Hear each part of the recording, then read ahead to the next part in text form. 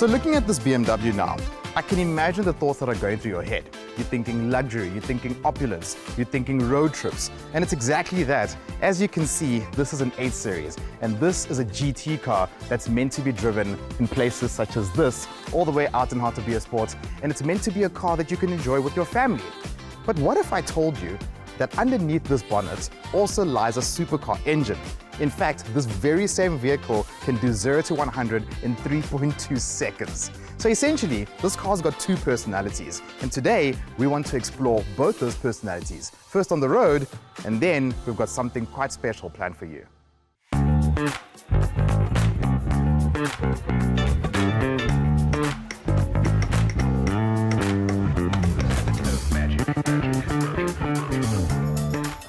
So before we go for a drive, let's just talk about how magnificent this M8 Grand Coupe looks in the flesh. First and foremost, this right here, this is what we like to see in BMW, a normal traditional grille.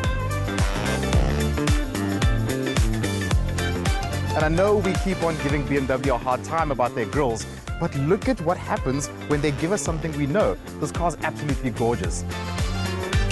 I like the fact that BMW gives us a nice big black grille, but at the same time, if you look carefully, you'll see carbon fiber bits on the mirrors, here on the bumper, and all different spots in the car, just to remind you that you are driving an absolute weapon. It is riding on 20-inch wheels, so you are covered from a comfort perspective and obviously from an aesthetic perspective. But wow, I think from the back, from the front, whichever way you look at this car, most people will say, wow.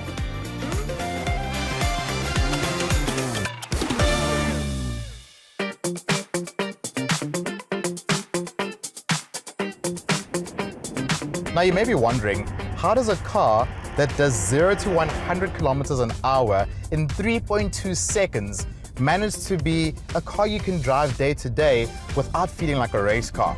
And that's where the trick comes in with these types of vehicles, that essentially there can be 2 cars.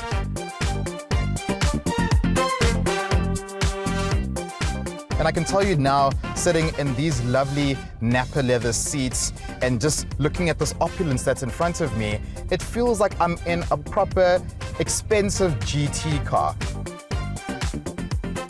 Now, from a tech perspective, the M8 has got quite a few nice features. For instance, this car has got lane keep assist, it's got adaptive cruise control. I've got a lovely infotainment system here that also lets me configure various aspects about the look and feel of the vehicle on the inside. I can change the colors of the lights on the interior of the car. I can do quite a lot using the interface that BMW gives you. It's amazing that even when this car is not in a sportier setting, if I need to overtake quickly, I can literally just do this and the car just reacts.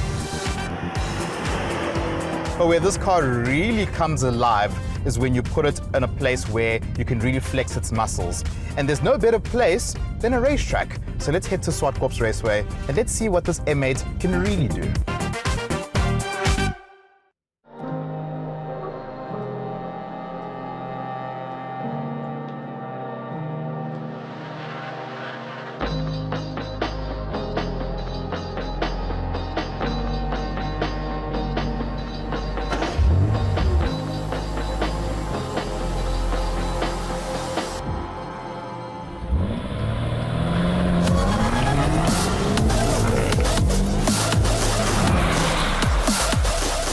Here on the track today.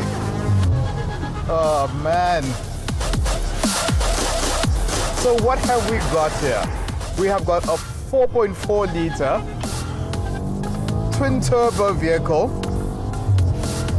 that produces 460 kilowatts of power and 750 Newton meters, which means that this big car here is very fast on the track.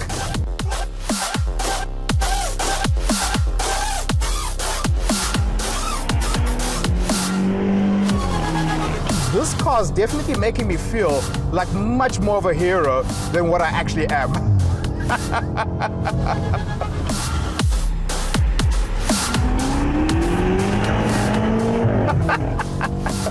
You don't get to explore this level of lunacy when you're on the road. That's why if you have an opportunity to go out on the track, it's very important to use those opportunities. So far, I can tell you this. You would never think a car this big can feel so agile on the track. Brakes-wise, I must say that the brakes are astonishingly good in this car. The way this car also turns in, the front end, you would literally swear that you're in an M4 or something smaller because it's a big car, but literally I can place it wherever I want to place it and it just darts in. The four-wheel drive system is not numb whatsoever. And when I tell you that I have not had a single bit of understeer in this car. My word, and of course, that engine, what everybody loves about this car, the 4.4 liter. I wish it sounded a bit more hardcore. I wish it sounded more like a traditional V8, but hey, this will do.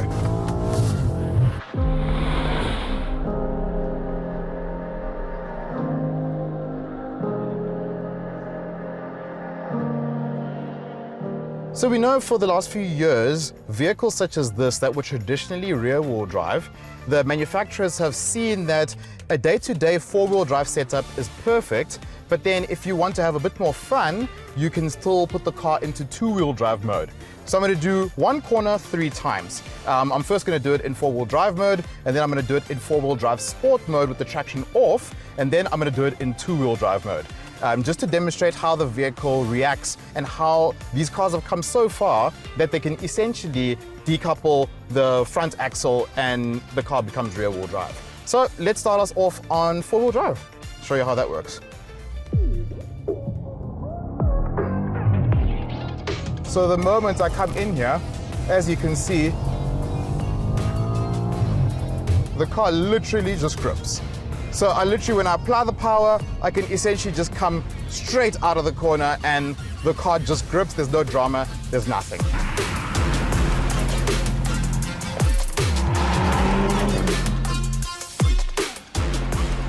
We're going to do it this time in four-wheel drive sport.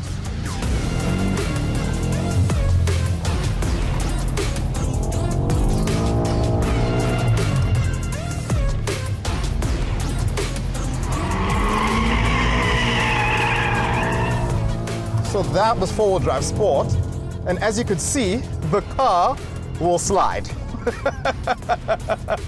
In four-wheel drive sport, the car will slide in a big way. So next up, let's do two-wheel drive mode, which is a bit more interesting.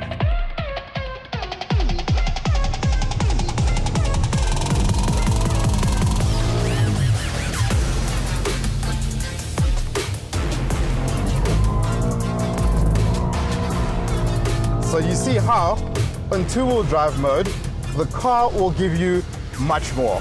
But it's amazing how, essentially what this has done, this system has made the vehicle much more manageable in a four-wheel drive mode, in a four-wheel drive sport mode, and of course, as you can see there, in a two-wheel drive mode. My heart is racing at the moment because I haven't had to catch slides in a long time, but hey, it works, it works.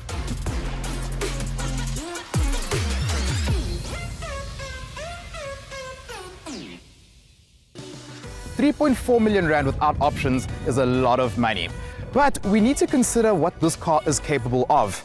On the normal road, this car drives like a luxurious GT car. It's soft, it's cosseting, and it really feels like an ultra luxury machine. But then you put it in a place like this on the track and it really becomes a different animal altogether. For me personally, I love the fact that it can really feel like a razor-sharp machine, even though it can seat 4 people quite comfortably. At the end of the day, you will have to be the judge if that 3.4 million rand is worth it. But for the meantime, I'm gonna go do another lap.